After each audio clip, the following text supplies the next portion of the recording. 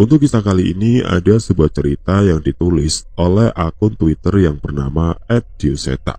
Sebelum kita masuk ke ceritanya, teman-teman tekan dulu tombol like video ini dan jangan lupa tekan juga tombol subscribe channel ini dan nyalakan juga lonceng notifikasinya agar tidak ketinggalan cerita-cerita baru dari channel ini.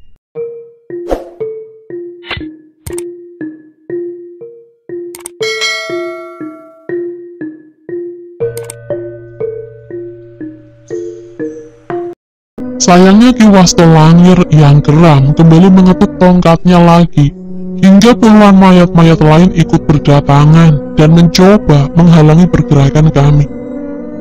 Kalau mereka masih belum cukup, aku masih bisa memanggil ratusan lagi, tawanya.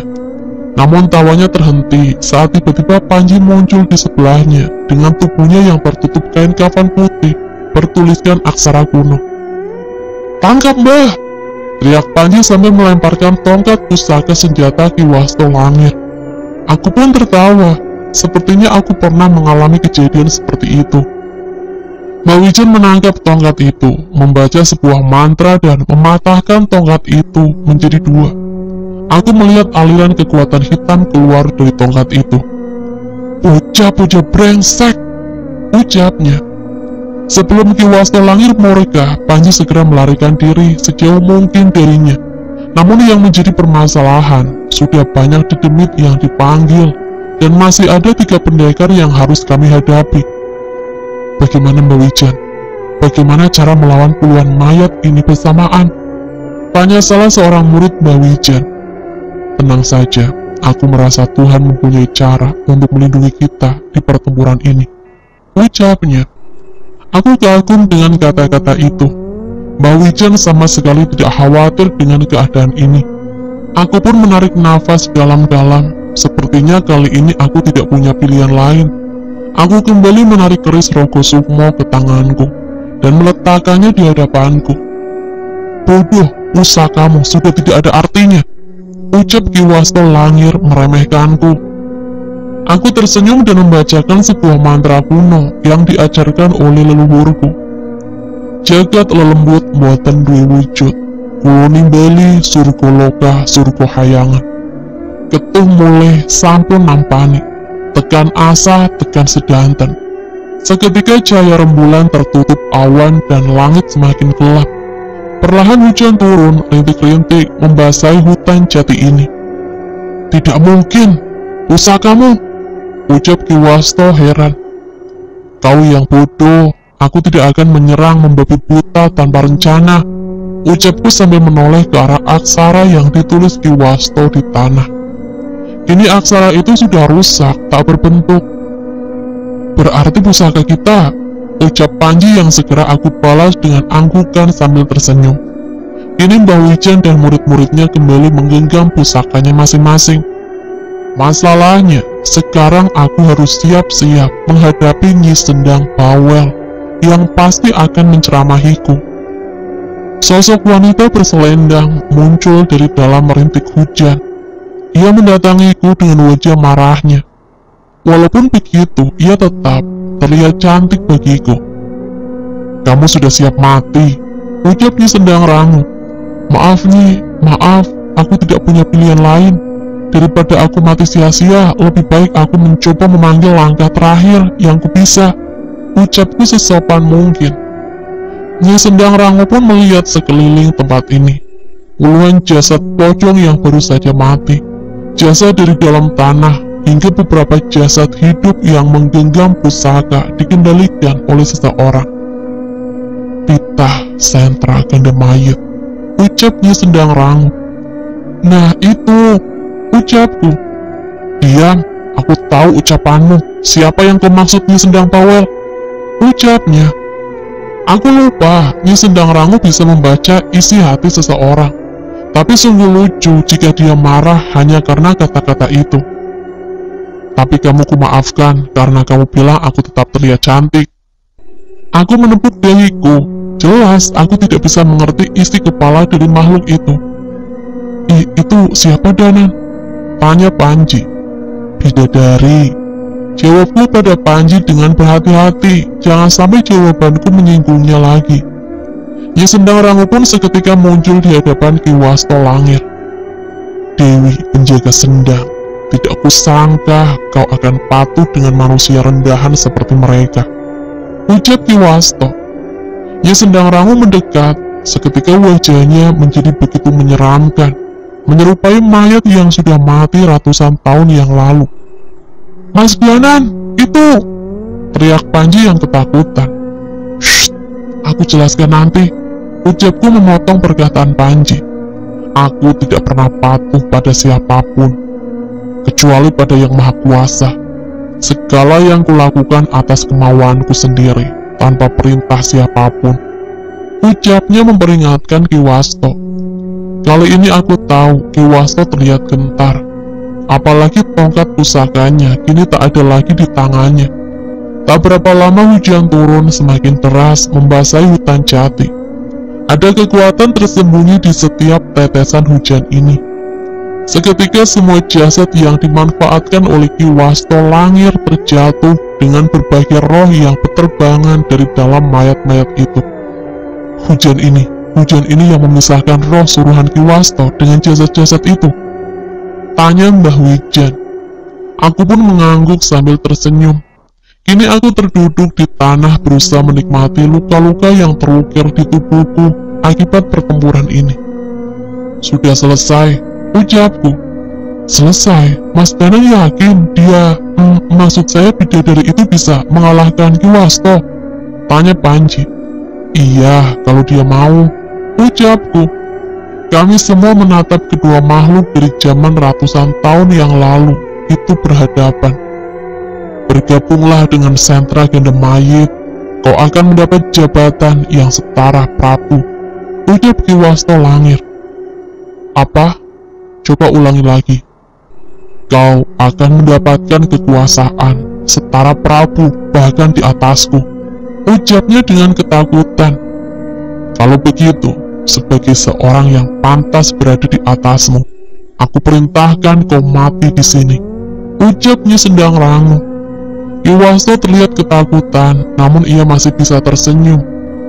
Kau pasti sudah tahu aku tidak bisa mati. Berarti setelah ini semuanya akan semakin menyakitkan untukmu, ucapnya Sendang Rangu. Seketika Nyi Sendang Rangu sudah ada di belakang Ki Wasto. Ia menggenggam kepalanya dan mematahkannya hingga terpisah dari tubuhnya. Aku memicingkan mataku melihat kejadian itu. Tak cukup sampai di situ, Nyi Sendang Rangu menginjak tubuh Ki Wasto hingga hancur dan terbenam di tanah. Anehnya kepala yang digenggam Nyi Sendang Rangu tetap hidup dan terus berbicara. Kau jin yang berpihak pada manusia. Kupastikan kau akan dihabisi oleh Prabu, raja kami, makhluk yang pantas menyandang gelar Batara, ucap Ki Wasto. Kakek tua, bicaramu semakin ngawur, ucap Nyi Sendang Rangu sambil menarik lidah Ki Wasto hingga putus dan membuangnya ke tanah. Tidak ada yang bisa berkata-kata melihat tindakan itu. Setelahnya Nyi Sendang Rangu datang menghampiriku. Mbak Wijan dan Panji pun panik.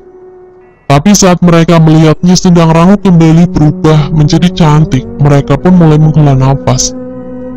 Sekarang giliran hukumanmu, kamu sudah memanggilku, ucap Nyi Sendang Rangu. Mbak Wijan dan Panji terlihat menelan ludah saat mendengar kalimat itu. Tapi aku selalu percaya bahwa Nyi Sendang Rangu bukanlah makhluk yang jahat. Ada puluhan jasad di hutan ini. Kalau tidak mau bernasib seperti kakek tua itu, kamu harus menguburkan mereka semua dengan layak, ucapnya. Itu memang sudah menjadi niatku, ucapku sambil tersenyum.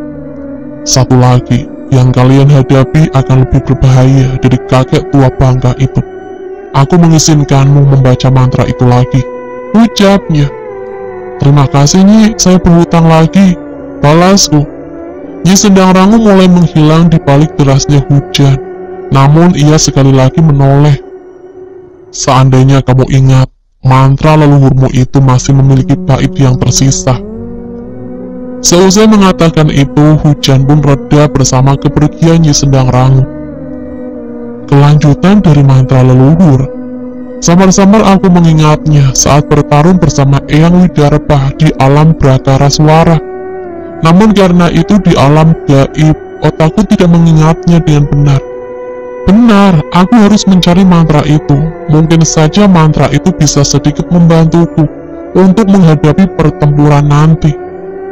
Berita kekalahan Ki Wasto Langir segera disampaikan ke warga desa. Tepat saat matahari terbit, mereka berbondong-bondong datang membantu kami menguburkan jasad-jasad yang hampir semua tidak dikenali. Mungkin karena jasad ini berasal dari beberapa ratus tahun yang lalu. Mbak Wijen dan Panji pun turut membantu menyiapkan liang untuk jasad-jasad itu dan membacakan doa-doa untuk mereka.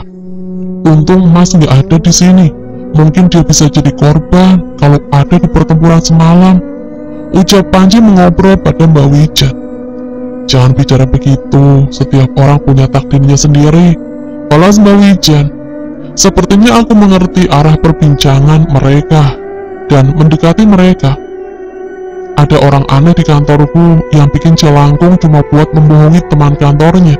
Itu semua agar dia bisa mengetahui weton teman-temannya dan melindunginya. Ucapnya. Panji tertawa mendengar ceritaku. Di balik tingkah anehnya itu, saat ada temanku yang kesurupan, dia datang paling cepat dan membantu. Bahkan ia menyelidiki sendiri tentang sosok yang meneror kantor. Ucapku sambil mengeluarkan sebuah buku kuno yang diberikan kepada aku. Mbak Wijen meletakkan cangkulnya dan mendekat ke arahku. Rizal menitipkan ini pada saya, Mbah. Mungkin saja ada petunjuk dari buku ini. Ucapku. Mendengar nama Rizal disebutkan, Panji segera datang menghampiriku. Mas Danan pernah ketemu Mas Rizal? Benar, dia juga sedang menyelidiki ini. Tanya Panji dengan raut wajah yang berubah heran. Aku mengangguk dan menceritakan bahwa saat ini Rizal masih sering ke rumah sakit, memastikan ketika teman kami yang sukmanya diambil tetap dalam kondisi stabil. Ia juga masih mengirim informasi setiap ada petunjuk. Mbak Wijen pun tersenyum mendengar ceritaku. Panji, ingat itu, bahkan walaupun tidak memiliki bakat, dia tetap memiliki pertempurannya sendiri. Ucap Mbak Wijen. Iya Mbah, Panji nggak boleh kalah sama Mas Rizal. Ucapnya. Butuh waktu seharian untuk menguburkan semua jasad yang ada di hutan ini. Setelahnya kami bersiap pergi ke padepokan Sena untuk mengamankan warga desa, sekaligus bersiap untuk menghadapi kejadian berikutnya. Bertambah satu lagi orang-orang yang membantu pertempuran ini. Semoga saja waktu kami cukup untuk mengumpulkan mereka yang memang dipilih oleh Tuhan untuk menyelesaikan bencana ini. Satu hal yang masih menggantung di pikiranku, apa yang sedang dilakukan Pak Lik hingga ia tidak bisa berkutik untuk menolong kami. Suara kentongan terdengar di seluruh penjuru desa. Belasan orang berlarian mengejar suatu sosok yang baru saja keluar dari salah satu rumah yang sudah dikerubuti oleh warga. Di sana, tadi ke arah sana, terlihat seseorang sambil menunjuk ke arah pepohonan. Sebaliknya, dari arah rumah terdengar suara tangisan yang memecah keheningan malam itu. Suaranya begitu lirih hingga membuat siapapun yang mendengarnya iba.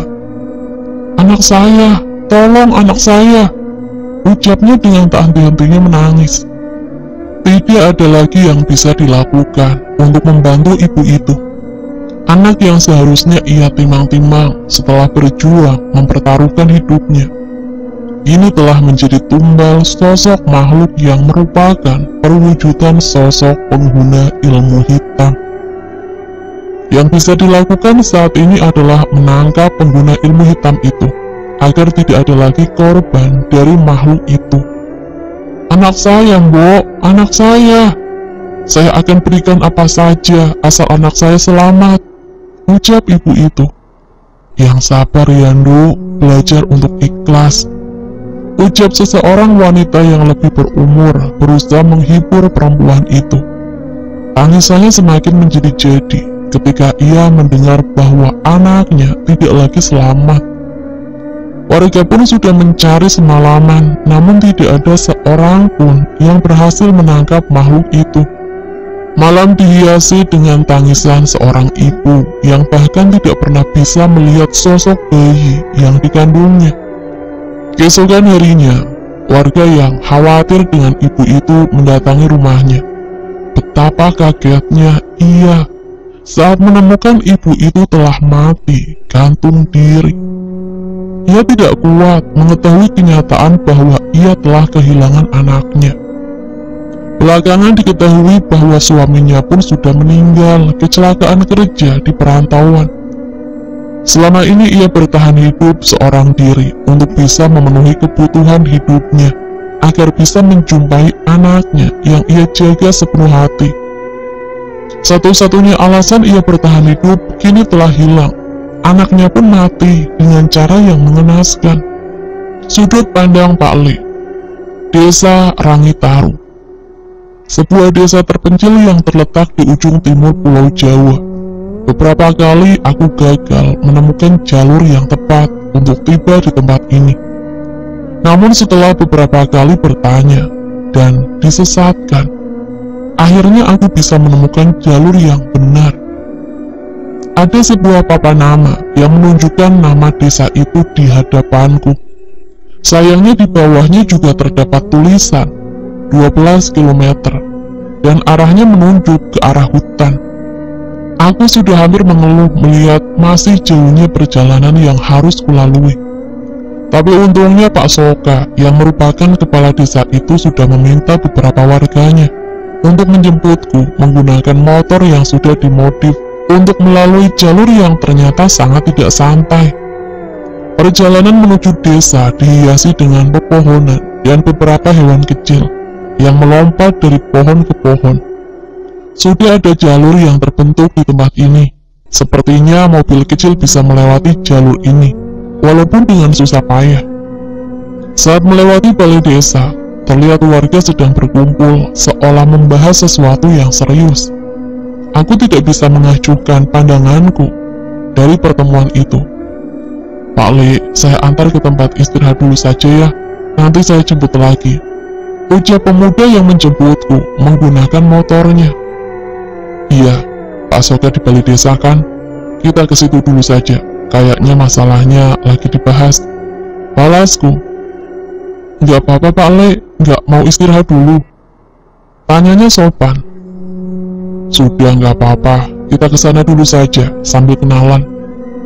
Pemuda itu pun memutar motornya dan mengantarkanku ke balai desa. Permisi, ucapku yang sepertinya sedikit membuyarkan perbincangan mereka. Iyalah, Pak Bimo, sudah sampai toh, nggak istirahat dulu. Pak Soka segera berdiri dari tikarnya dan menyambutku. Sudah Pak, istirahatnya nanti saja, mumpung lagi pada kumpul, balasku. Aku pun berkenalan dengan beberapa warga desa secara singkat. Benar saja, mereka sedang membahas kejadian kemarin. Kejadian yang ternyata sudah memakan korban jiwa. Desa ini sedang diteror makhluk pengguna ilmu hitam, Pak. Jelas Pak Soka. Kemarin ada korban seorang anak bayi yang baru saja lahir, dan ditambah lagi ibunya yang memilih untuk mengakhiri hidupnya. Pak Soka menceritakan mengenai sosok makhluk yang sedang meneror desa. Ia mengincar janin bayi, dan ketika tidak ada bayi yang akan lahir, ia mengincar anak kecil, atau bahkan orang dewasa. Sudah ada yang pernah melihat wujudnya, Pak? Tanyaku penasaran. Pernah ada orang pintar yang berhasil menjebak makhluk itu, Pak. Ia pun memanggil warga. Namun sebelum warga sempat sampai, tiba-tiba terlihat cahaya kobaran dari arah orang pintar itu. Jelas Pak Soka. Cahaya? Tanyaku penasaran. Maksud Pak Soka, saat kami sampai, orang pintar itu sudah mati dengan seluruh badan yang gosong, mati terbakar. Tambah salah satu warga. Mendengar kisah itu aku segera mengerti sekelam apa permasalahan yang dimiliki desa ini, hingga Pak Soka harus memanggilku. Padahal di sekitaran desa ini pun harusnya banyak orang sakti yang harusnya bisa membantu permasalahan di desa ini. Untuk itu Pak, sebelum Pak Bimo membantu kami, Saya ingin mewanti-wanti agar Pak Bimo tidak memaksakan diri. Kami tidak ingin ada korban yang bertambah lagi, ucap Pak Soka. Aku mengangguk dan mengerti maksud Pak Soka. Tenang saja Pak, saya tahu batasan saya, balasku. Pak Soka pun melanjutkan ceritanya. Menurutnya dulu pernah ada kasus serupa tentang makhluk yang mengincar janin. Tapi itu sudah puluhan tahun yang lalu, saat Pak Soka masih kecil. Ia pun heran mengapa makhluk itu kini kembali muncul dan menyerang desa. Perbincangan di balai desa saat itu tidak membuahkan hasil yang signifikan. Mereka hanya membentuk kelompok-kelompok ronda dan sistem keamanan desa untuk saling memberi tanda apabila melihat sosok itu. Mereka juga mendata setiap wanita yang sedang hamil agar selalu didampingi saat tidak bersama anggota keluarganya. Tapi kalau makhluk itu memang sesakti yang diceritakan, mungkin sistem itu pun tidak mampu menahan keganasan makhluk pencari tumbal itu. Seusai pertemuan, Pak Soka mengantarku ke salah satu rumah warga yang dipinjamkan untukku beristirahat. Aku pun menggunakan waktuku untuk membereskan barang dan mandi sebentar. Saat aku keluar untuk mencari udara segar, aku melihat satu keluarga yang pergi membawa barang-barangnya, meninggalkan desa. Padahal langit sudah mulai gelap. Ada satu orang ibu hamil di antara mereka. Mungkin mereka bermaksud mengamankan diri dengan meninggalkan desa ini. Selamat malam Pak Bimo, ucap Pak Soka yang baru saja tiba. Malam Pak Soka, monggo, sambutku. Pak Soka mengambil tempat duduk di sebelahku sambil membawa sebuah rantang yang berisi nasi dan lauk untukku. Masakan istri saya nanti dicobain ya Pak Bimo, ucap Pak Soka. Wah, menu istimewa nih, balasku. Pak Soka mengajak kami berjalan-jalan mengelilingi desa Ragitaru. Kami berbincang mengenai keadaan desa ini yang menurut Pak Soka benar-benar mengkhawatirkan. Pak Soka juga sempat mampir ke kantor kecamatan, namun permasalahan yang diceritakan Pak Soka dianggap tidak masuk akal. Saya khawatir kalau makhluk itu sama sekali tidak bisa ditangani. Akan semakin banyak warga yang jadi korban, semakin banyak ia mendapat tumbal, dia akan semakin kuat kan Pak? Tanya Pak Soka. Betul Pak, makanya kita perlu secepat mungkin mencari petunjuk. Di tengah perjalanan aku melihat seorang pemuda yang tadi mengantarku. Baru saja sampai di rumahnya dengan membawa belanjaan. Pak Bimo sudah kenalan sama Egar kan tadi? Tanya Pak Soka. Oh, namanya Egar, saya lupa nanya tadi. Dia salah satu pemuda yang paling rajin, sekolahnya memang tidak tinggi, tapi dia dengan senang hati membantu warga, jadi semua orang senang dengannya, ucap Pak Soka. Ucapan Pak Soka benar, pertama kali ketemu Egar saja, aku sudah merasakan tingkah sopannya. Di dekat sini ada sungai Pak, tanyaku yang samar-samar mendengar suara gemericik air yang mungkin jaraknya cukup jauh. Ada Pak, dulu sungai itu sering digunakan warga untuk mandi dan mencuci baju. Tapi semenjak zaman lebih modern, sungai itu hanya sebagai tempat memancing dan tempat istirahat warga desa saja. Jelas Pak Soka. Banyak perbincangan santai antara aku dan Pak Soka, tapi sebagian besar adalah keresahannya tentang desa ini. Saat kami berniat untuk kembali, tiba-tiba terdengar suara kentongan dari arah yang tidak jauh dari tempat kami berada. Saat itu juga aku dan Pak Soka segera berlari menuju arah kentongan itu. Kenapa Mas? Ada apa? Tanya Pak Soka. Tadi ada di sana Mas, ada di atas pohon. Ada makhluk aneh yang ngeliatin dari sana, ucap salah satu warga yang bertugas berjaga saat itu. Kami menoleh ke arah yang ia tunjukkan, namun tidak ada apapun di sana. Nggak ada apa-apa Mas, makhluk itu lari kemana? Tanya Pak Soka. Warga itu pun menunjuk ke arah hutan. Aku memastikan setiap titik yang ditunjuk oleh warga itu. Memang ada bekas residu yang tersisa dari makhluk yang pernah ada di sana.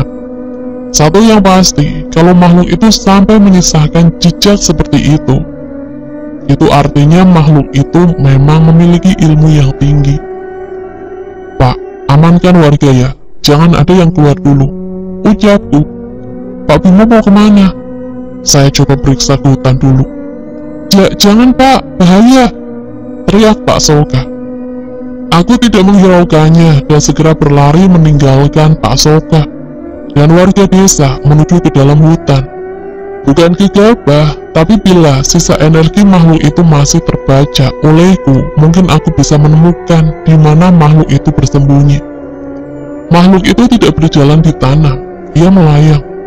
Aku masih merasakan pekatnya energi hitam dari udara yang ia lewati. Aku mendengar suara sungai tak jauh dari tempatku, tapi energi itu tidak mengarah ke sana. Makhluk itu mengarah ke arah jalan masuk desa. Seketika aku pun panik. Bila firasatku benar, maka makhluk itu bisa saja mengincar mereka. Tolong! Tolong! Suara klakson motor terdengar bersahutan bersama dengan suara beberapa orang yang meminta pertolongan. Aku berlari secepat mungkin ke arah suara itu, dan terlihat sekumpulan orang sedang berusaha bertahan dari sesuatu. Benar dugaanku, makhluk itu mengincar rombongan keluarga yang tadi bermaksud meninggalkan desa. Ada satu orang terbaring di sana dengan tubuh yang sudah menghitam, terbakar dengan sisa api di tubuhnya. Masih ada 2 orang laki-laki dan 1 orang ibu yang hamil, yang berusaha bertahan dari makhluk yang belum sempat kulihat wujudnya. Aku berhenti sejenak mencari keberadaan makhluk yang menyerang mereka. Sampai akhirnya terlihat keberadaan sebuah bola api besar yang menyerang ke arah salah seorang pemuda yang berada di sana. Minggir! Teriakku sembari membacakan sebuah doa untuk menahan serangan makhluk itu. Sayangnya rupanya energi makhluk itu terlalu besar. Amalan penolak ilmu hitam yang kugunakan tidak cukup untuk menahannya dan membuat kami terpental dengan ledakannya. Jangan jauh-jauh dari saya, perintahku pada mereka.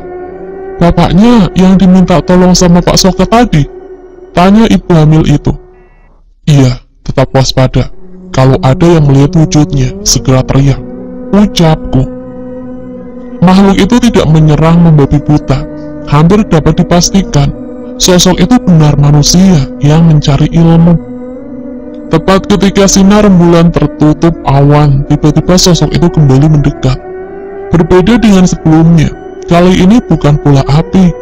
Makhluk itu muncul dengan kepala dan mata yang besar, dengan taring yang panjang hingga ke bawah. Sisa-sisa api dari wujud bolanya masih terlihat di rambutnya yang panjang. Leak! Ucap warga itu. Itu wujud Rangda. Kalau memang benar, ini akan menjadi pertarungan yang sulit. Balasku, makhluk itu berwujud seperti kuyang. Namun, organ tubuhnya tidak terlihat, tertutup dengan rambutnya, dan samar-samar aku masih bisa melihat bayangan tangan dan kakinya. Sosok itu melayang, seolah bersiap memakanku dengan mulutnya yang besar. Namun saat aku berbalik, ingin menyergapnya, sosoknya menghilang. Pak, tolong! Ucap ibu yang sedang hamil itu. Seketika makhluk itu sudah ada di hadapan ibu itu dan menggigitnya. Makhluk itu mengincar kepala ibu itu, namun ia sempat menghindar sehingga gigitannya menyerang bahunya. Aku tak tahan lagi. Kali ini aku mengambil keris sukma geni dari tas kainku.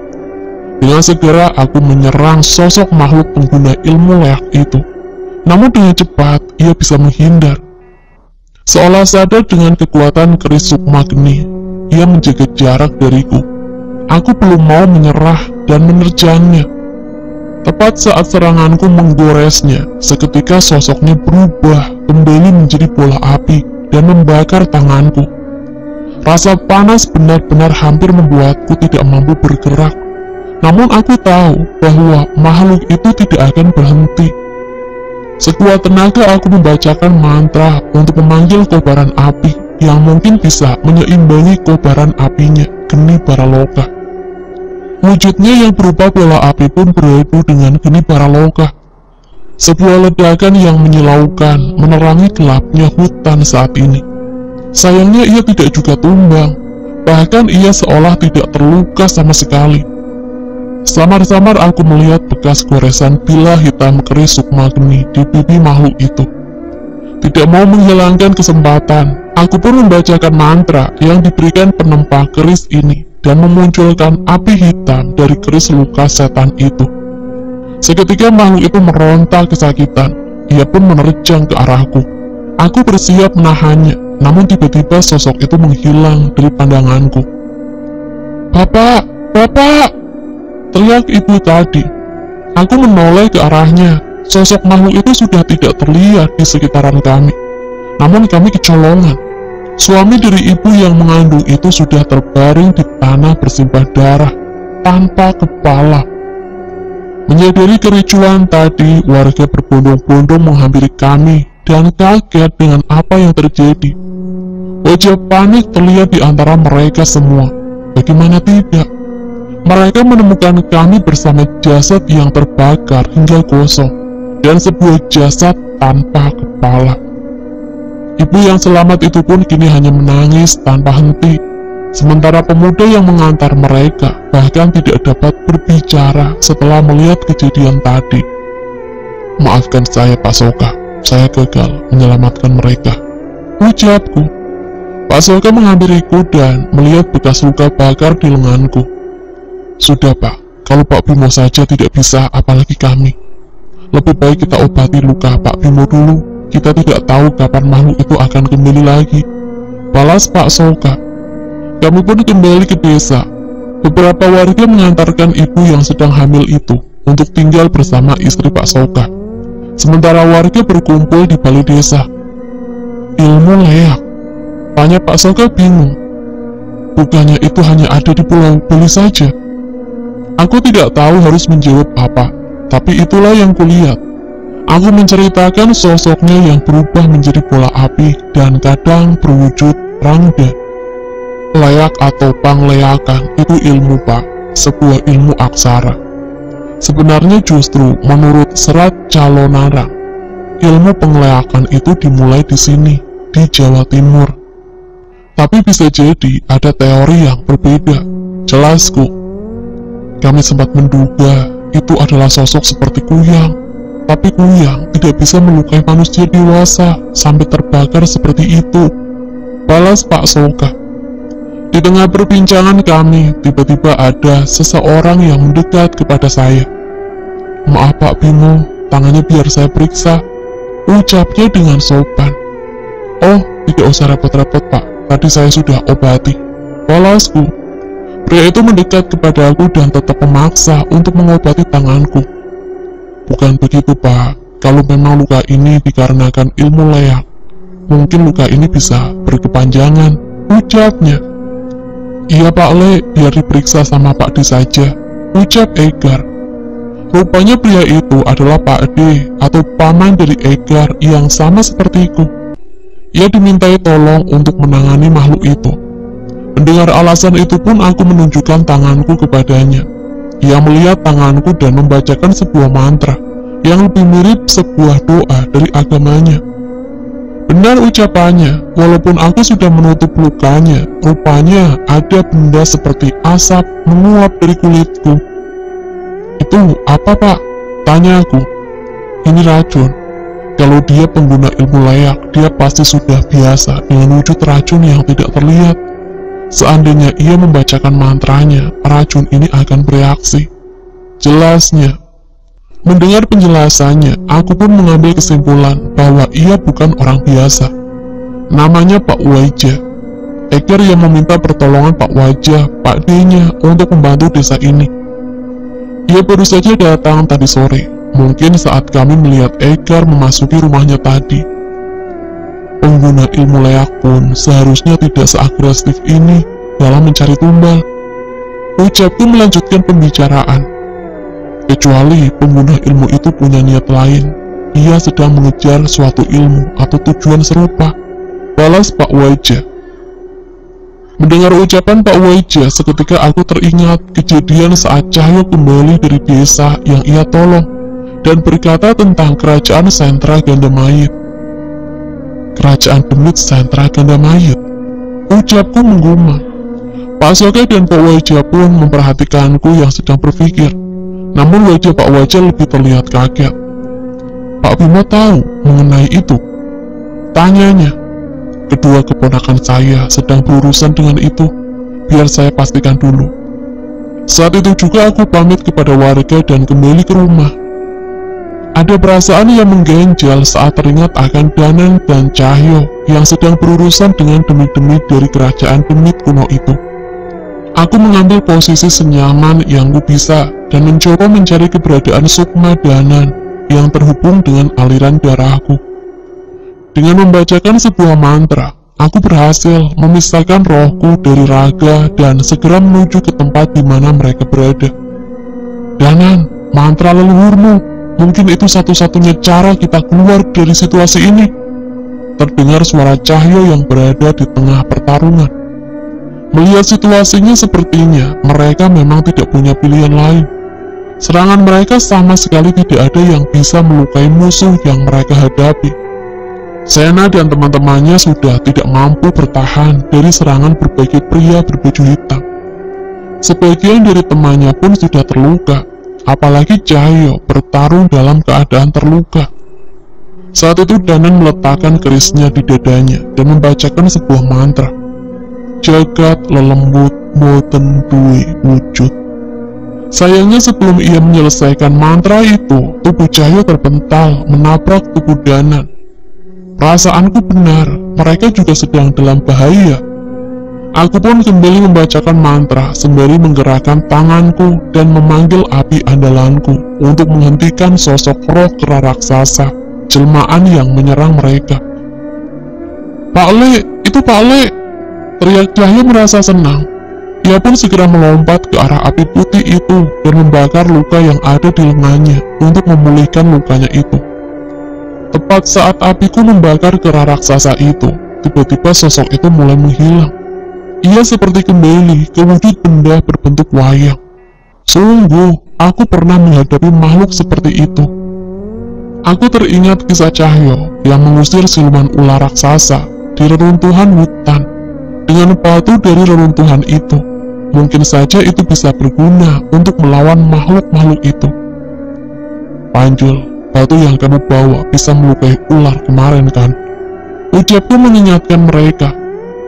Mereka sadar dengan cepat dan mulai memanfaatkan batu itu untuk melawan musuhnya. Aku menyaksikan itu dari jauh, menggunakan geni paraloka dalam wujud Sukma, dan keadaan terluka sangat menguras tenagaku. Ada hal menarik yang ditemukan Sena. Ia menggunakan aksara di batu itu pada lengan Cahyo, sehingga mereka bisa menyerang makhluk-makhluk itu.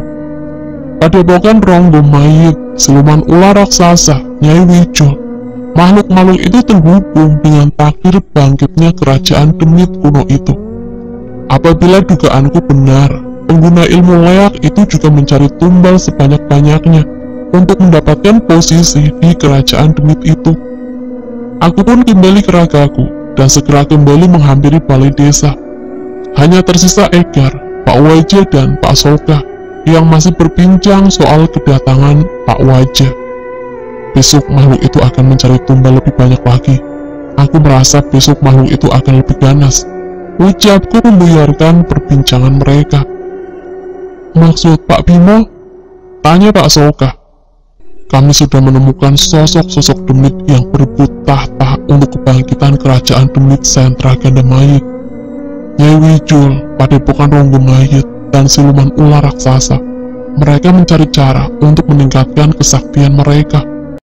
Oke teman-teman, sekian untuk cerita kali ini. Bagaimana menurut kalian tentang kisah ini? Tulis komentar kalian di kolom komentar. Dan bagi teman-teman yang baru bergabung, jangan lupa untuk like, komen, share, serta subscribe channel ini. Dan nantikan kisah-kisah horor lainnya. Wassalamualaikum warahmatullahi wabarakatuh.